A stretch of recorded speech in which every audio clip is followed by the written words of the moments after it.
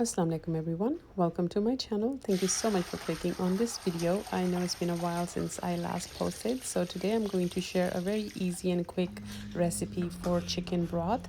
Now I wasn't planning on recording, so I added everything in the pot and then I decided to record. So I have chicken in there, celery, black pepper, bay leaf, one onion, cinnamon stick, and one cardamom, the brown big fat one.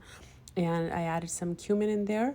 You can add some carrots as well. Now take it to the stove and we're gonna boil it. Once it comes to a boil, you're gonna have this foam on top.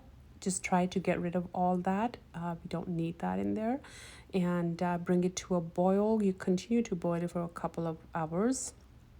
Because I'm using whole chicken, so it's gonna take me a while to do that. So I boiled it for about 2 hours, and after that, this is what it looks like when it's ready.